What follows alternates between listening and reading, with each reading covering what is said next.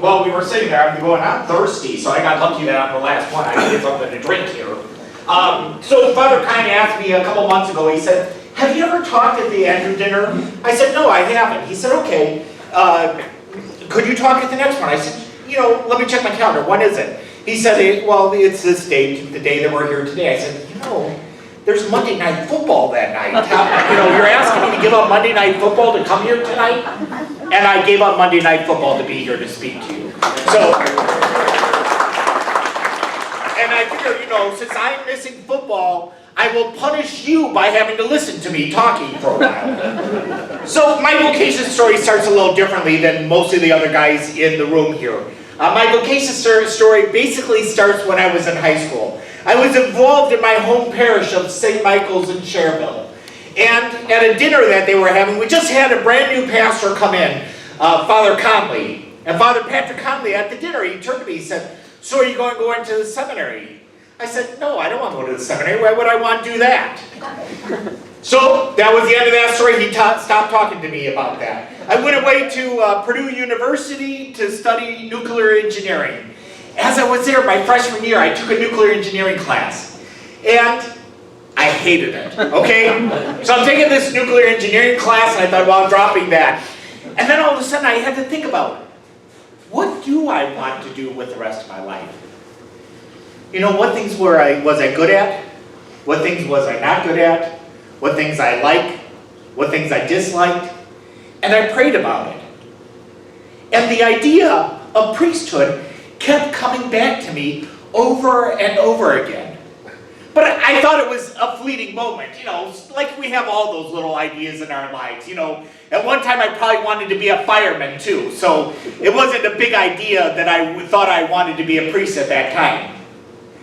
As time went along in college, that idea kept coming back to me. So one day I called my mom and I'm talking to her, Mom, I'm thinking about becoming a priest. And she, I went to public schools. I never went to a Catholic school. She said, you have no idea what that means. I have a better understanding what priesthood means than you do, and you're asking to do that. I don't know what I'm thinking about either. So again, let it drop. Continued to go through college, If you ask most of the people I hung out in college, they're still very shocked today that I became a priest. Not going to tell any of those stories. But as I went through that, I got to my senior year and I'm thinking, I think I really want to see what this means. Now again, I had no desire to be a priest. Don't think that I'm like, ooh, I want to be a priest, ooh. It was actually the complete opposite. My idea was, I would go to the seminary, be there for a while, they'll kick me out, and I can go get married and have an engineering job. That was my plan. So I went, applied, got accepted, went to Immaculate Heart of Mary Seminary in Winona, Minnesota. I was there for my pre-philosophy year. And during that year, I told them about my struggles, those things that I really didn't enjoy, what I did enjoy, and stuff like that. And they kept saying, oh, Jim's so honest.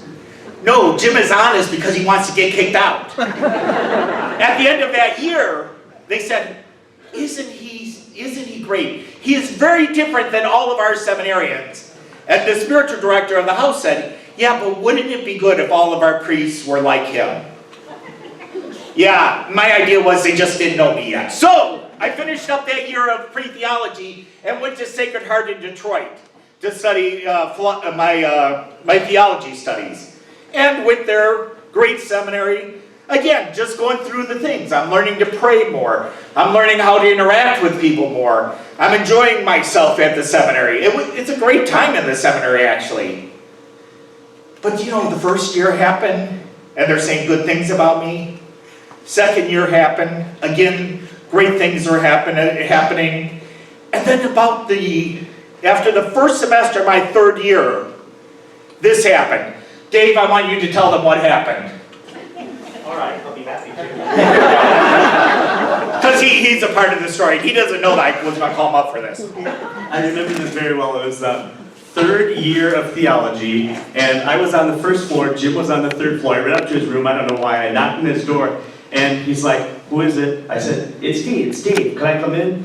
And he said, yeah, I opened the door, Jim Wozniak is sitting on the floor crying. I'm like, Jim, what happened? I thought someone died or something. So I'm like, Jim, what happened? What's going on? And he looked up and he said, it's my 3rd year. And they haven't kicked me out. I actually have to decide now if I'm supposed to be a priest. And that's the moment that he had to make that decision for himself, rather than whether or not someone else would kick him out, say yes or no. He had to make the decision at that time. And I think he made the right one. So then at that point, then I had to make some decisions, you know. At that point, my whole way of being was, they'll kick me out and I'm done. But at that point, I needed to even start to think myself, is God calling me to this? Now, most people have a lot more discernment than I did. A lot of you guys don't even go into the seminary until you think you might be a priest, or you want to be a priest. For me, I had to decide beginning in my 3rd year of theology, and starting to pray about it. Is this what you actually want? God, you know, I came here because I think that you wanted me to come here, but now I have to pray to know that this is truly your will. And so in that last year and a half that I was in the seminary, I decided that God was calling me to the priesthood. As I said, my vocation story is very different. As we have Bishop Emeritus Melchek here, he had all the chance in the world to kick me out, and he never did. So now the diocese is stuck with me. My story is, but the point of my story, and I think the reason Dave asked me to come up here, is because a lot of you guys think you have to know exactly that you're going to be a priest before you go to the seminary. And that's the complete opposite of what the seminary is about. The seminary is about going there and discerning whether you're called to the priesthood. So even if you have a little bit in your heart saying, I'm not sure if this is what God wants, go to the seminary. What do you got to lose? You get to meet a bunch of guys. You learn to pray. You learn to develop being a good man in our society. And usually at the seminaries, the food is pretty good, as you can tell. So, let me just say that if you are at all thinking about the seminary, you really have nothing to lose. Thank you.